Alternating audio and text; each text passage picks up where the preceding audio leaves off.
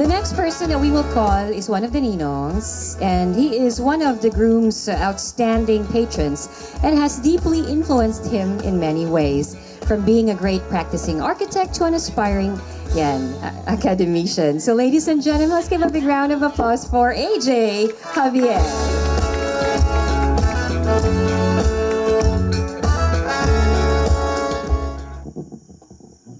Good evening sa inyong lahat. Okay. Like Lexi said, I was Jiro's teacher. We met 2008 and we worked together as well after when he graduated for a couple or a number of years. And I met Dana maybe before the pandemic, just before the pandemic. We met on three very special occasions. The most special of which was when she and Jiro visited me in my office 2 days ago, to do the customary pamamanhikan sa ninong. They delivered my invitation. They honored me with that visit. So now it's my time to honor them. Napag-usapan namin doon, dahil mahilig kami ni Jiro sa mga philosophy at chuchuchu. Okay. We talked about Yuval Harari. Yuval Harari is a 21st century philosopher and public thinker. Sabi ni Yuval Harari, the world will be ruled by two types of people, the poets and the scientists. Yung exact word ni Harari is mythologist actually. Pero just for the sake of this speech, I will simplify it as a poet. Pareho lang naman sila. In this union, I know of one scientist and I know of one poet. Yung scientist, matagal ko nang kilala. He is a scientist as well as I am. And he is into detail, he is into accuracy, he is into the completion of his plans.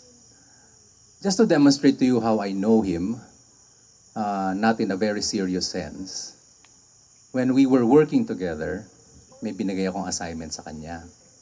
May deadline kami kinabukasan, and his assignment, the project that was assigned to him, was supposed to deliver perspective renderings, yung mga picture ng project na i-render, i-compute sa computer para magkaroon ng picture. So, we call it a perspective rendering.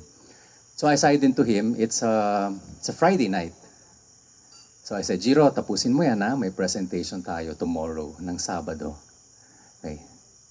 Sige, AJ, tapusin ko to. So, there was a team with him who did that, and I left. I didn't tell them that I was going out. Pumunta ako sa Pasong Tamo to a club called Black Market. Okay, nag-clubbing ako, in short. So while I was enjoying myself with friends, monitor ko via SMS pa nun. O, kamusta na yung ganito? Sir, okay naman, ginagawa na namin to, yan. So because I'm a micromanager. Siguro 1 hour into the night, mga past midnight na yon, kasi nasa loob na kami, dami-daming tao sa Black Market. Biglang may narinig akong boss na maliit, Sir AJ! Si Andrea. Malapit siya sa akin, Sir AJ, dito ka pala. Kanya, guess who's with me? Andito si Jiro sa labas, kasama ko. Kanya gano'n. Tapos, ako hindi ako makasalita. Sabi ko, teka, kakatext ko lang sa kanya. Sabi niya, tinatapos na niya yung ano.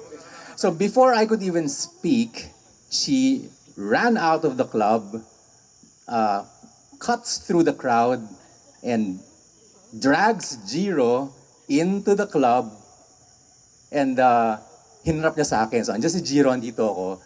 Parang in that cinematic moment, nagtahimik lahat. You know that cinematic moment na maingay doon sa club pero wala kang naririnig. Nag-hyper-focus lang ako kay Jiro na gano'n. And I would imagine that Jiro hyper-focused on me as well. Because the crowd just literally cut in half. And we were just, that's the drama that we have. Tapos lumapit siya sa akin with no words to utter. And then, the next thing I knew, he just said, "Sir, don't worry. Akong bahala dito." Sabi ko, sige. So, nasa club kami pareho. I came to find out because I was texting the other guys at the office. Pinasa pala niya kay Alvin yung assignment na binigay ko sa kanya. Nakasama na ba doon sa team niya?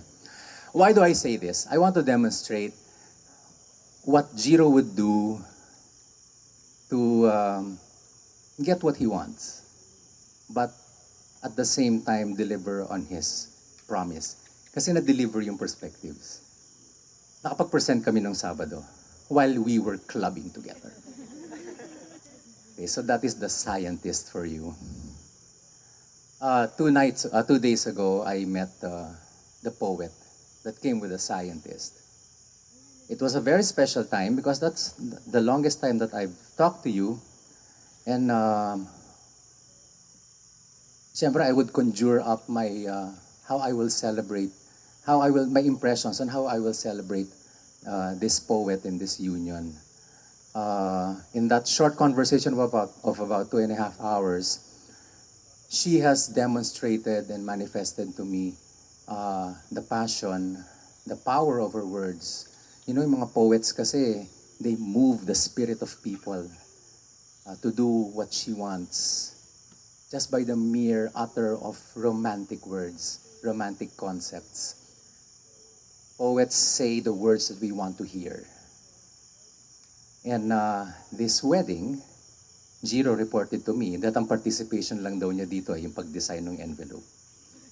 This wedding, what we are enjoying now, what we are eating, the Tivoli lights, that exquisite ceremony, the celebration that continues on up to this evening, is the handiwork of this poet.